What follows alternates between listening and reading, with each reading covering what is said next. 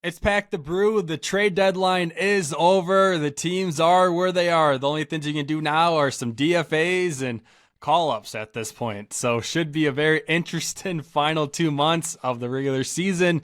Gage, we got our top three biggest winners, top three biggest losers. Let's start it off with how about start on the bad side? Give me the losers.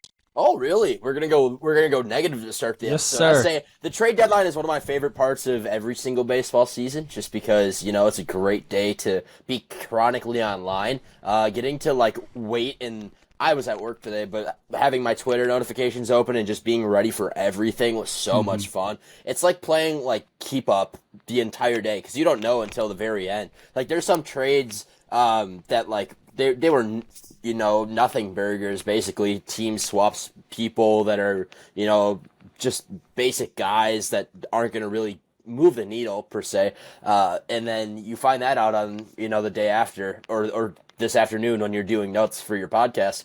But my number one, we don't have them in order per se, I don't at least, but one of the losers that I have for this deadline are the Red Sox. It feels like this is deja vu.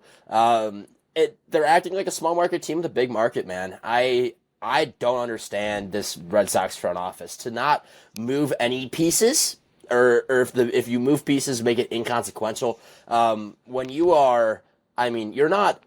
They're behind, but they're not 100% out of it yet. There's no team that's statistically eliminated, so you still all really got a shot, minus the Rockies, of course. That it would take something insane, but no, it.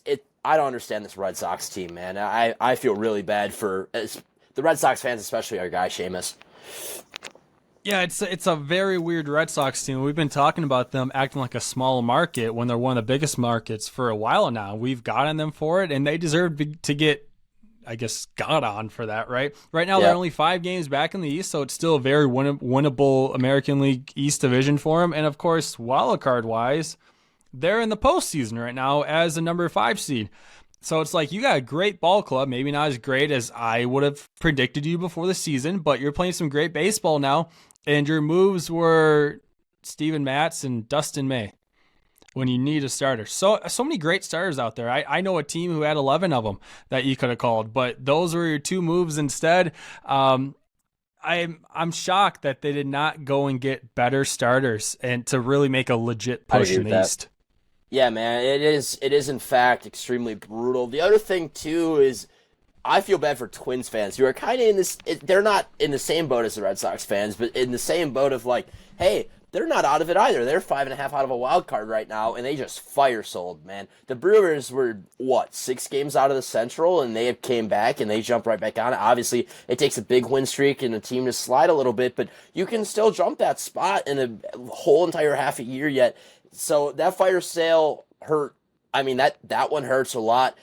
I think what it hurts more is showing that lack of commitment to building winning baseball to come, right? There shouldn't be any reason that you're selling at this point and moving guys that weren't even close to needing to be moved. You're moving these guys with 5.5 back of a wild card spot. I don't get it. I don't understand this one for the Twins.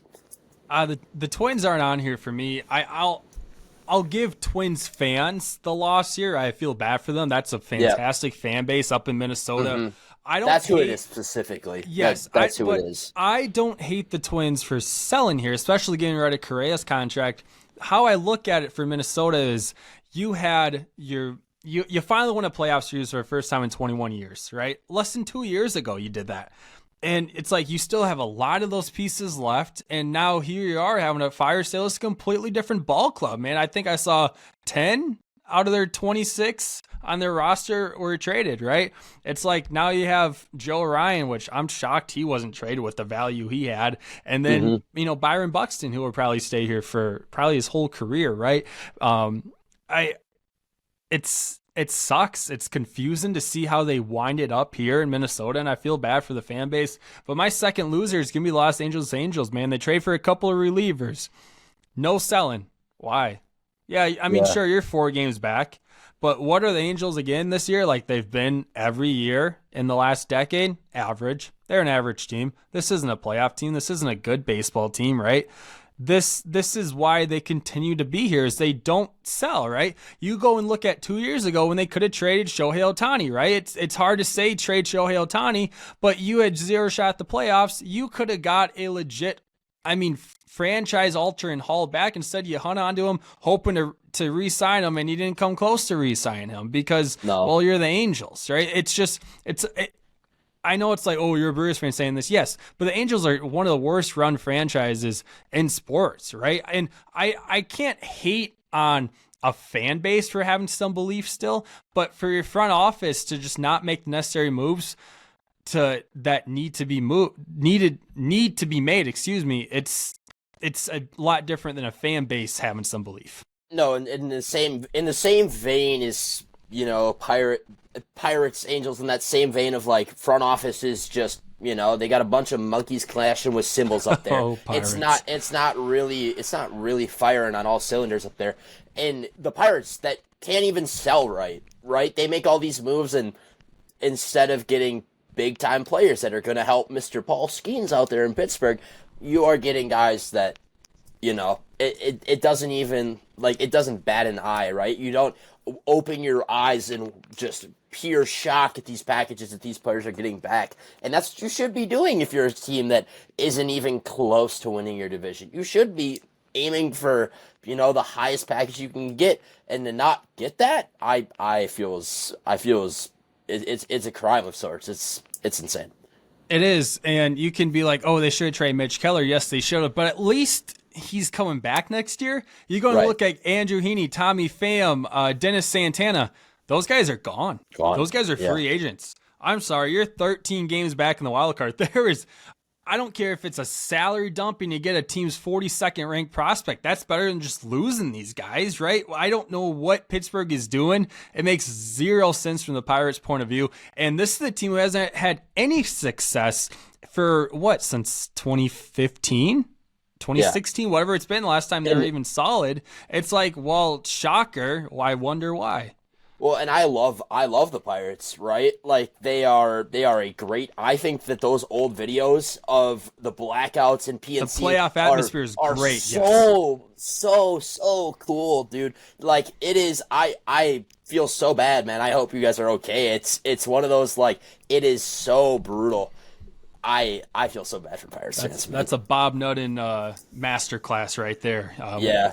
Absolutely. Or I'll give him the second worst owner in sports behind, or baseball at least, behind John Fisher.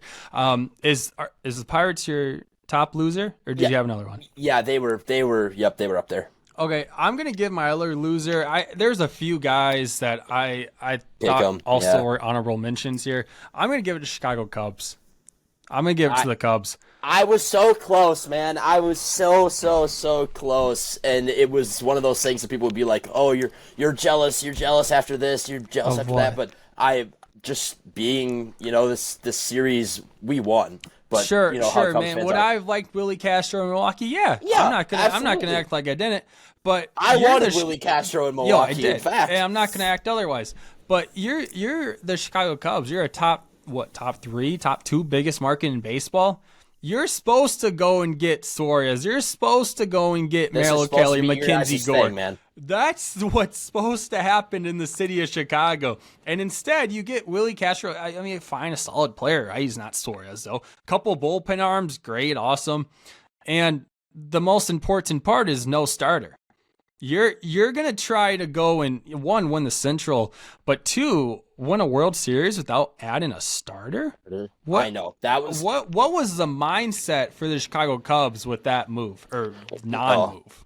And I don't get it either, because right now we talked about it before that, they are currently in a absolute recession with their pitching because of injuries. Justin Steele was supposed to be a big timer, and he couldn't be because he's injured. And as much as Shota Imanaga, can hold it down for Chicago, I don't feel as though that is the guy that you probably like. He's not a KO starter. We use that. We'll use see. that term around here. We haven't seen him in that situation yet. Yes, but he's there too. He's not your one. Yeah, Behind Steele. When Steele's back, he's your 2. Matthew Boyd's been great too, right? I mean, he's Yeah. had an unbelievable year. So, I mean, there are Shelby, names Milwaukee, there, and there's by the guys way. who have contributed, but at the end of the day, you needed a fourth and fifth starter, and you know how important the pitching is to go and win a World Series. The Cubs don't have that right now. Yeah, no, it sucks, man. Like I feel I don't feel that bad for Chicago. I But was gonna no, say, like I'm saying like whenever you see we're on the same page here with Milwaukee. Like I mean Ryan tried to put Brewers top 3. I talked him out of it, but like I don't think that there's as much of a case for Milwaukee, but still, like you thought that Milwaukee would have liked to add somebody at that shortstop position. Joey Ortiz not, getting it done. You don't want Andrew Monasterio at shortstop. I certainly don't. But it was so like I wanted the Brewers to do something all day, and so then I'm sitting there waiting for any Brewers notification, and I don't get it until like 4-ish Central. It's like. It sucks so much to like wait on something like that and to not get it is, it's brutal. It hurts. And you might have talked me out of not putting them in this top 3, but the They're Brewers still losers, though. they Yeah. were losers, yes. But Yes. I'll say it again, there's a much higher expectation in the north side of Chicago than there is Milwaukee, and that's how it's always been. So that's why I'm going to give the Cubs the top 3 loser tag here instead of Milwaukee. Yep. I'm not talking about the trader. The winners here, I think, are a lot more fun to talk about. The Mariners going and getting Suarez and Naylor. They're all in on the AL West. Both big names at the deadline, and both of them going to the same team. How about those Seattle Mariners? I am in love what Seattle did. They were my number 1 winner of this trade deadline. Suarez, Naylor. Was Caleb Ferguson the top of the top reliever they wanted to get? Maybe not, but is he really solid? Can he pitch in the 7th, 8th inning if needed? Yeah, that's a solid reliever. That's a really underrated move. And to go and get Suarez and Naylor and Tyler Locklear being the best prospect you gave up, a great, highly regarded prospect, not trying to act like he's some bum. But if that's the biggest name you gave up at this deadline for those kind of bats, you did amazing. Seattle they can make a push for the West, right? Houston had a great deadline too, but Seattle can make the push for the West. They, of course, can make the push for the postseason. This, to me, I think Seattle's a true World Series contender at this point after this deadline. I agree. I think that we talked a lot about their lack of pop, and as soon as they take one step forward, you expect everybody to fall behind him 3 steps back. But Rangers right there with them. Astros, they're not done yet. They go get Correa. I love this AL West that I think is going to shape up to be a fantastic playoff picture. The Mariners themselves, though, we talk a lot about how this pitching staff is phenomenal, right?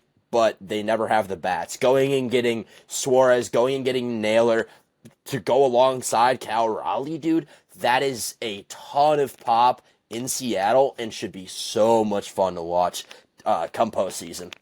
That's one of the best power hitting duos in baseball right now, if not 100%. If not the best, right? Yes, I mean, definitely. What Cal's on pace for? Isn't he on pace to break Judge's record that he just broke a few years ago? And then of course Suarez has 38 homers right now. I mean, this is insane. Yeah, no, it is. It's a great time to be a Mariners fan. You talked big relievers earlier. Padres go and get Mason Miller. This is one of my winners. They're only 3 back now. You have to go now and try and keep up with the Dodgers while you have this window. They have a phenomenal starting rotation. Starting lineup, starting rotation's good. They needed a closer. They went and they got a closer. O'Hearn joins that lineup. Laureano, JP Sears. This is a dangerous lineup. And the fact that this is going to could be a wild card, the fact that one of the AL or NL West teams is going to be a wild card is going to blow my mind. It's insane. You mentioned JP Sears. I think this is one of the more underrated parts of what San Diego did this deadline, right? I know the numbers aren't gorgeous, but getting him out of that minor league ballpark and putting him in a nice park like San Diego and Petco Park is going to help him a ton, right? I think he can really contribute to this team in this rotation or bullpen, wherever they decide to put him. Mason Miller, my goodness, did he cost you a lot? And you can get on the pod, you can question a lot about San Diego sometimes, but what you can't question is how much they just don't care about prospects, right? They will trade anybody at any point for anybody they believe is good enough. And Leo DeVries, number 3 prospect in all of baseball, is insane, right? I mean, there's a reason he's top 3 in all of baseball. This is an incredibly ranked prospect. This is the most highly ranked prospect trade at the deadline since Eloy Jimenez back in 2017. And of course, that guy didn't work out. Maybe DeVries works out much differently. You never know with prospects, right? But for San Diego to go and be like, hey, Dodgers, we're right behind you, and we're not going to give up by getting O'Hearn, right? They traded 6 effing prospects for Ryan O'Hearn and Ramon Laureano, right? They just don't care. And then to go and get one of the best closers in all of baseball, who, I mean, I'll say it, is he worth Leo DeVries? Probably not, but did they have to trade him to possibly make a push at a National League West title and then some? If they're going and celebrating a World Series title in late October, you think they give a shit if they have Leo DeVries in their farm system? I'm going to say no, right? So this was a exciting deadline from San Diego, and I think they really gave themselves a legit chance to win the West with these moves, and especially adding on the fact the Dodgers didn't make the big boy moves, right, that you might have expected. Yeah. So San Diego got better. Dodgers, I mean, they didn't get worse, but I think San Diego could have closed this gap. Yeah, I agree here. They'll be happier than anybody, if they do win that World Series, and the rest of it doesn't really matter, right? Everybody's chasing that World Series title, and therefore that is the only thing that matters. Moving prospects, if it results in a ring, kind of doesn't matter. My final winner here is the Yankees, a big deadline for them as well. The addition of David Bednar, Ryan McMahon, Jose Caballero. This is going to be, a competitive AL East, and they did better. They did get better in that. I love this for the Yankees. Very, very good deadline for them as well. I'll say both teams in New York did really good, right? Mm-hmm. I mean, throwing in the Mets in there too with Mullins and upgrading the bullpen a heck of a ton, a bullpen that desperately needed it. Yankees, I have one of the best bullpens in baseball now with the moves they made, right? So both those teams in New York really good, two legit title contenders. But my third winner here is, I don't know, we'll see if this is a surprise to you, but it's the Athletics. Is that I don't know if is that a hot take? I don't think so. I think the move of trading Mason Miller and getting Leo DeVries, right? It could absolutely be a franchise-altering move for whatever you want to call them, Oakland, Sacramento, Las Vegas. Because you got him, right? It's going to be a few years for him still, right? The kid's 18. But Jacob Wilson, Nick Kurtz, the two guys going to finish top 2 in AL Rookie of the Year. Lawrence Butler, I know he's not having the season we might have expected after what he did last year. It's still a great player, still only 24. Brent Rooker is going to be under contract when all those guys are, here in a couple of years, right? This is a legit team. The only thing they're missing yet again is the pitching staff, but I think that's going to come for this Oakland. I'm going to call him Oakland for this Oakland team, right? This is a move like, okay, Mason Miller's great. He's awesome, right? We love watching him, but is a closer is he going to alter a franchise? No. Can Leo DeVries alter a franchise? Yes. I see here that's where I disagree. I think that the reason that I didn't put the winners in this, I didn't put the Athletics in, my top 3 winners list. I still think that they won this deadline, is because of moving that face in Mason Miller. You have to build a huge electric ball club going into Las Vegas. I think, and obviously John Fisher. I think they have that though at Kurtz and Wilson. I agree, but I think that Gage Word there. Come on, Mason Miller. I think Mason Miller is such a big part of that electricity, and I think that we've seen that time and time again here. In moving him, I think your return there was just unbelievable. How do you say no to that? No, you don't say no to that, but I think that getting rid of Mason Miller like that, that's going to hurt, A's fans, what's left of them, And I get it. I get it. I totally do. But it's such a, I don't know. I feel that way. I think that that's not a horrible take. Okay. I see the route you're going, but I'm going to stick with mine here. You know what I really want to see if San Diego does? Not this year, but next year, if they go and try to stretch out Mason Miller as a starter again. Is that not something San Diego wouldn't try to do? Right? No, it's definitely in there. They're crazy, but in a good way. Yeah, they're crazy in the best way. Yeah, that would be electric. I'm very excited to see that. I'll tell you, I feel like this deadline, there's a lot more winners than losers. I feel like there's probably 5+ more teams on top of these 3 teams that I mentioned that could have been on the winning side. No, I totally agree with you. Totally agree with you. Great deadline all around. I think a lot of teams got better, and ultimately that makes the product better on the field here. Going through, I mean, there are a couple here that we just want to make sure we hit just because it would be a good time. And obviously we talked ball, and that therefore this is the part of the episode. I told Ryan that we didn't want to go down the list because it felt unnatural. But starting off, we talked enough about this Mason Miller trade here that I feel like we don't really need to anymore. Yep. But the Yohan Duran trade, I love this. I think that the Phillies always have those setup guys. Matt Strahm comes to mind here, and then they never had that big knockout closer, right? And they went and they got him. This is a huge get for Philadelphia, and say what you want about Twins fans, I think that they have a very solid fan base, but imagine a Yohan Duran walkout in Philly in a postseason game. That is chills, bro. I am so excited. Game over if that is what were to happen. And then you go and add on, they got Harrison Bader too, right? I know that's not blockbuster, but that's a great upgrade in the outfield. Bader. Here's the other thing too, Bader feels like a Philly. I don't know if that was just a me thing, but Bader feels like a Philly. All right, I want to go back to San Diego and Boston here. I want to ask you, are you surprised Duran didn't get traded? Sorry, say that again. Are you surprised Jarren Duran did not get traded? No, I was kind of, the way that the Red Sox act, I kind of felt that he was going to stay just because everybody's so mad at the Red Sox all the time with their deadline moves, and the fact that they didn't move him at the end of the day, that one just felt like it fit into the brand. Would I have moved Duran? Probably, but I felt that, with the Red Sox and the way that they operate, that this was not as shocking as I think a lot of people made it seem.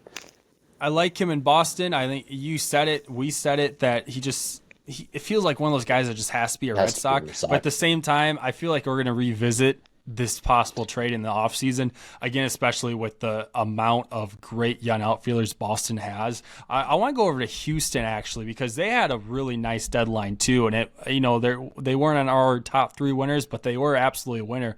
Of course, Jesus Sanchez is a nice, underrated, small move for him. But the biggest one here, the blockbuster, Carlos Correa going back to Houston.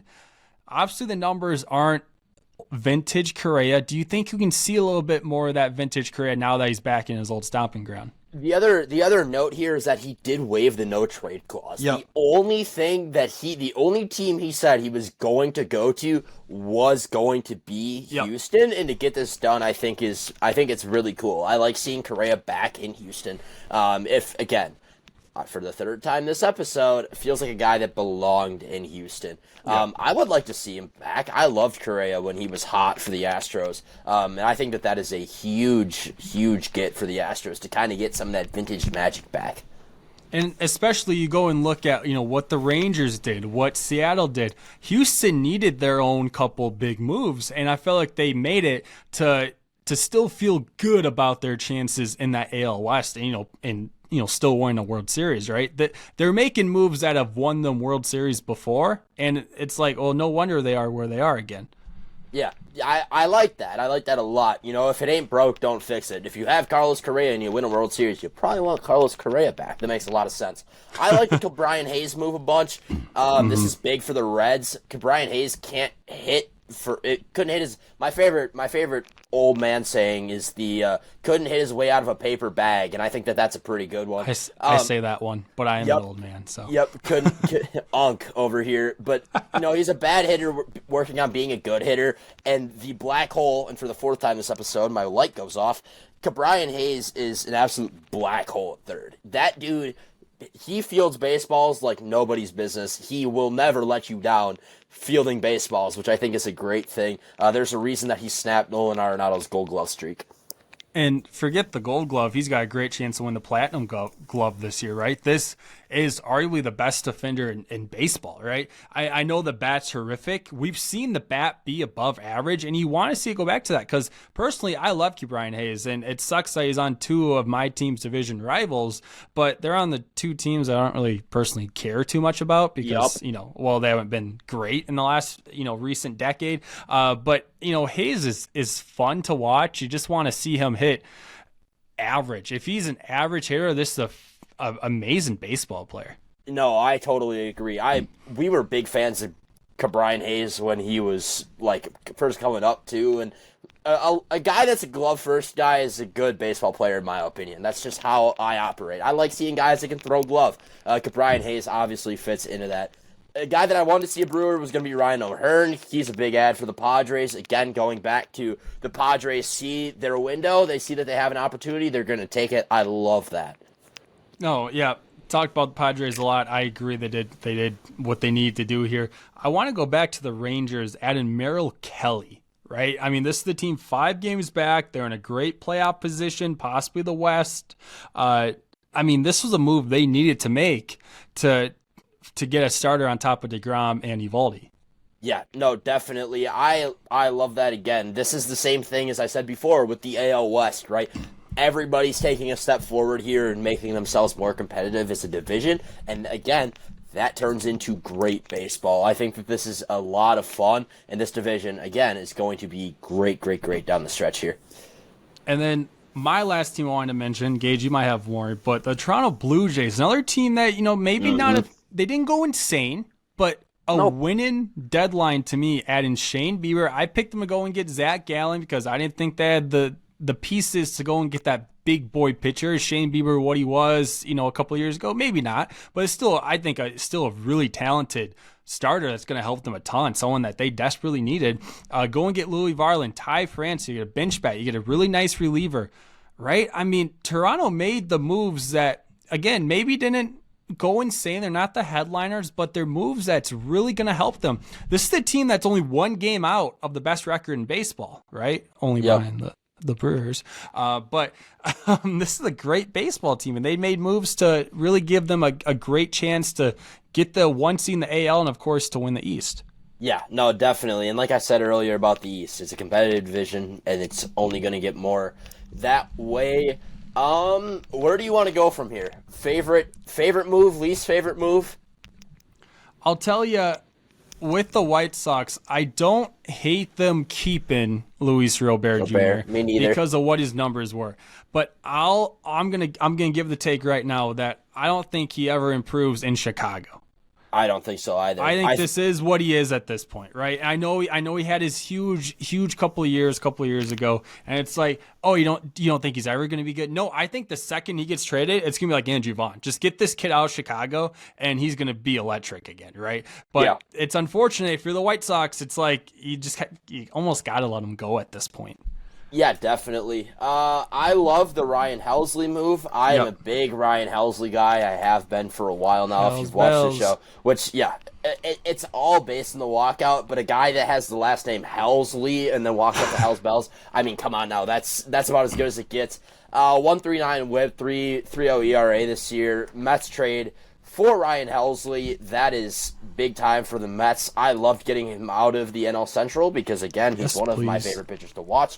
He's also an absolute shutdown monster. Dude knows how to shut down games. To get him in the NL East feels very good outside of the NL Central. Another team I'm going to kind of get on for pretty much standing pat it's got to be the Detroit Tigers, right? I mean, this team was almost for a month and a half straight my personal, and Gage, I think you're number 1 team in the power rankings. This was the best team in baseball. Mm-hmm. They go and have a horrific losing streak to fall to number 10 in my power rankings to maybe I don't want to say open up the Central, but to maybe give life to another team in Kansas City or somebody. And they don't really go and make the moves to give them that boost. Oh, okay, they added Chris Paddock and Charlie Morton. Oh, and Kyle Finnegan. Okay. who Yeah. cares, right? That's Right. not a needle mover at all.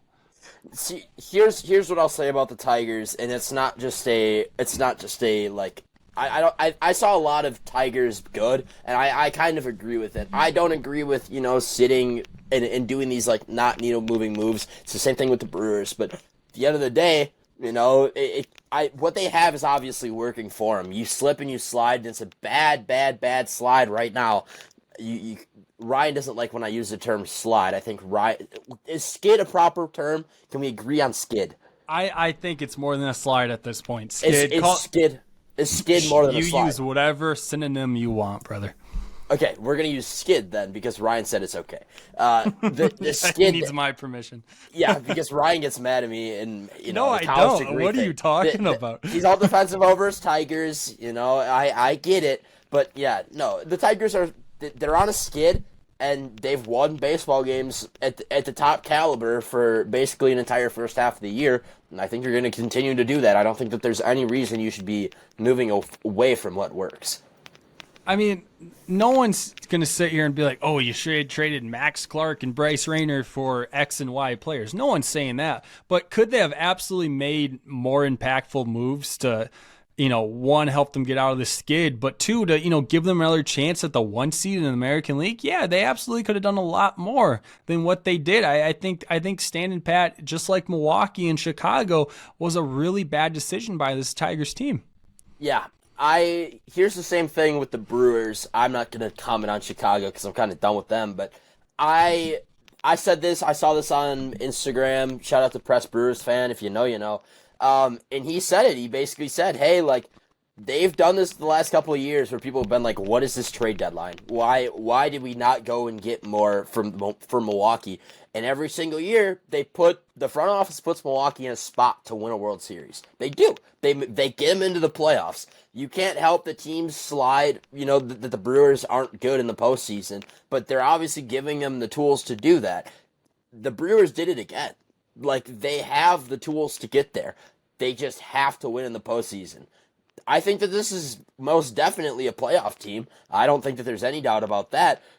The front office did their job. I feel that way about Milwaukee. The Tigers, I'm not as passionate about, but I feel that way about Milwaukee, truthfully. And that's the Instagram post inspired it. But that's I have been looking for the words to say it, and those are the words to say it. Is, hey, we're in the same spot every single year. Every fan is like, Milwaukee did bad at the deadline. They didn't do what I wanted because they didn't pick up so and so. Joey Ortiz is not a good shortstop, and neither is Andrew Monasterio. But offensively, yes, Joey Ortiz's glove is good, and Monasterio's isn't as good as Joey's, but whatever. Besides the point of this one, I don't know. I think that they're still in that playoff spot, and I think the front office is banking on, these guys continuing to do what they've done for the entire first half of the season, which I don't think is a horrible bet. Now, would I have liked a shortstop? Absolutely. But I don't think it's like, oh, this team is a big loser at the deadline. No. I said C minus. C minus if you really want to be negative, but that's average. That's an average deadline. It wasn't good, it wasn't bad. That's where I put Milwaukee. It might be an insane cope from you and for me about to agree with you on that, but I don't hate the take, right? I mean, it's been the big boys that haven't stepped up in October, right? So I'm gonna kind of agree with you on that, but I might just be in the middle of a cope, and I'm good at coping. I'm gonna put this on TikTok, and then either we'll get slaughtered for it, or there'll be people that agree with us. So yeah, you got anything else for this deadline, Mr. Rupak? That's all I got. No, I'll leave it at that, man. I thought it was a fun, exciting deadline, but just as always, you want to see your team just do maybe improve a little more. They can never do enough. That's how it works, the deadline. Ladies and gentlemen, thanks for listening to another one. As always, you can find us anywhere you find your podcast, anywhere you're on social media. Next time you buy from Venker Co., be sure to use code PACKTheBeer15 for 15% off your next purchase. Ladies and gentlemen, thanks for listening to another one, and we will see you in the next episode.